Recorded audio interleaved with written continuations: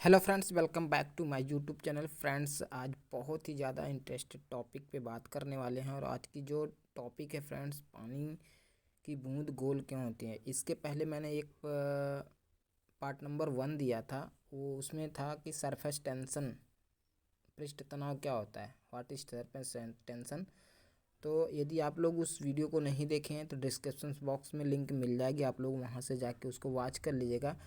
और जब तक आप लोग सरफेस टेंशन नहीं समझोगे ना, तब तक डेफिनेटली आप लोगों को ये टॉपिक समझ में नहीं आएगा। ठीक है, तो पानी की बूंद गोल क्यों होती हैं, बहुत ही ज़्यादा इंटरेस्टेड है। चाहे वो टेक्निकल कैंडिडेट हो, नॉन टेक्निकल कैंडिडेट हो, चाहे वो इंजीनियरिंग किए हों, बीए एमए कुछ भी किए हों, चाहे वो एमटेक तक क्यों ना हो, ये टॉपिक समझना उनके लिए मस्ट है। क्योंकि ये हर इंटरव्यू पॉइंट ऑफ व्यू से बहुत ही ज़्यादा इंटरेस्टेड है। ठीक है, और आज की जो वीडियो में मैं बताऊंगा कि किस तरह से क्या है सरफेस टेंशन, मैं बता चुका हूं। और ये बूंदें आखिर गोली क्यों होती हैं और कोई आकार क्यों आखिर नहीं लेती हैं ये। ठीक है, ये सारी चीज़ें इसमें कवर होगी। उससे पहले मैं बता दूं कि चैनल पे नए हैं तो चैनल को सब्सक्राइब करके बगल में बेल आइकन घंटी को भी ओपन करके रखिएगा, ताकि जितने भी वीडियो अपलोड हो इसी तरह से इंटरेस्टेड आप लोगों को जो है नोटिफिकेशन मिल जाए। जैसे यहाँ पे देखिए दिखाया गया है कि ये सब पानी के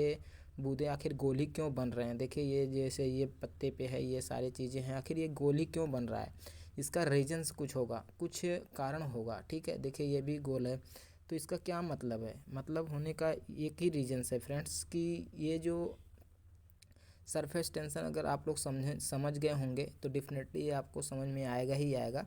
ये गोल होने का एक ही रीज़न है कि सरफेस टेंशन क्या होता है ना, कि ये फ्लूइड या फिर द्रव में ही पाया जाता है। ठीक है, फ्लूइड या द्रव में ये गुण पाया जाता है कि जितने भी पार्टिकल्स होते हैं, जितने भी ये द्रव या वाटर में जो वाटर होता है उसके अंदर कुछ पार्टिकल्स होते हैं। वो पार्टिकल्स क्या करते हैं, उस कण क्या करते हैं कि आपस में खिंचाव बल लगाते हैं। ठीक है, और खिंचाव बल लगाने के कारण, ठीक है, खिंचाव बल लगाने के कारण वह जो है आपस में खींचने की कोशिश करते हैं। यानी उसके अंदर सिकुड़न सिकुड़न आता है। ठीक है, सिकुड़न यानी छोटा होने की कोशिश करता है और एरिया को कम करने की कोशिश करता है। जैसे यहाँ पे गोल होने का सिर्फ यही रीज़न है कि वह सिकुड़नता है। ठीक है, जैसे जैसे वह क्या होता है कि जैसे जैसे नज़दीक आता है, जैसे अब किसी ऊपर से आप ड्रॉप करोगे कोई भी पानी को तो वो नीचे जाएगा ना, तो वो जो है गोली बनता है। क्यों? क्योंकि उसके अंदर जो पार्टिकल्स हैं, उसके अंदर जो कण हैं, वो आपस में खींचने की कोशिश करते हैं, एरिया को कम करने की कोशिश करते हैं।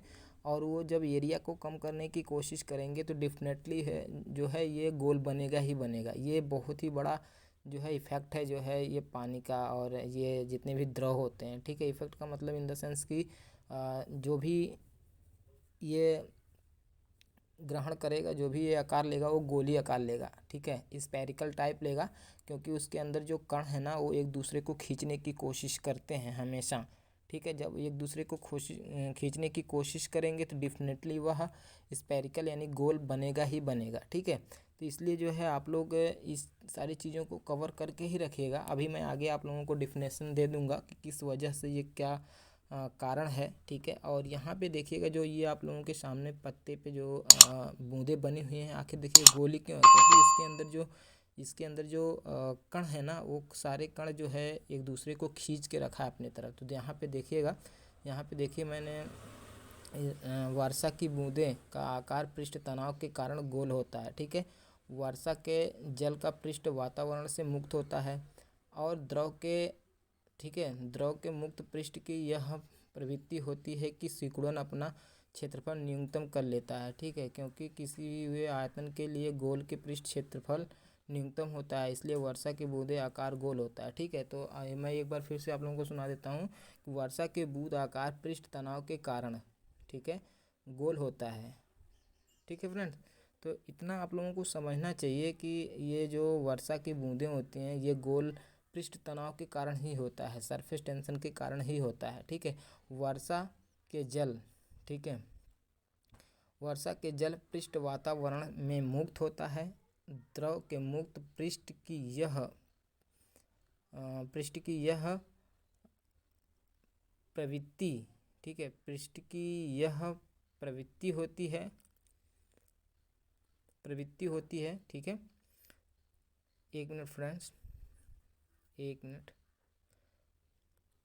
प्रवृत्ति होती है, जैसे यहाँ पे एग्जाम्पल मैं समझाने की कोशिश करता हूँ। जो सिकुड़न है, यहाँ पे एग्जाम्पल लिया, इसको इधर इसको टेंसाइल फोर्स लगाया, ठीक है, तो वो क्या करेगा, वो फैलेगा। लेकिन इस पर अगर कंप्रेसिव लोड लगाएंगे, एक दूसरे की तरफ एक दूसरे की तरफ खींचेगा, अपने तरफ खींचेगा, तो वो क्या होगा कि डेफिनेटली वह गोल होने की कोशिश करेगा, क्षेत्रफल कम लेने की कोशिश करेगा, ठीक है। तो ये सारी चीज़ें इसमें बताई गई है। और ये जो चीज़ें हैं ना, बहुत ही ज़्यादा इम्पॉर्टेंट है फ्रेंड। जैसे कि इसके बाद जो वीडियो आएगी ना, अगर इसमें रिस्पॉन्स अच्छा रहता है कि पानी क्यों गोल होता है, ठीक है, मच्छर क्यों नहीं डूबते हैं, ये सारी चीज़ें इसमें है, ठीक है। इसका रीज़न यही है कि जब वो एक सरफेस तैयार कर लेता है ना, जब ये कोई स्ट्रक्चर तैयार कर लेता है, ये कि उसमें लेयर आ जाती है ना, उस लेयर की वजह से वो क्या होता है, गाढ़ा हो जाता है। जब सिकुड़ता है तो वो गाढ़ा हो जाता है, और गाढ़ा हो जाता है तो क्या करता है कि उसमें जल्दी कुछ डिग नहीं होता है, ठीक है।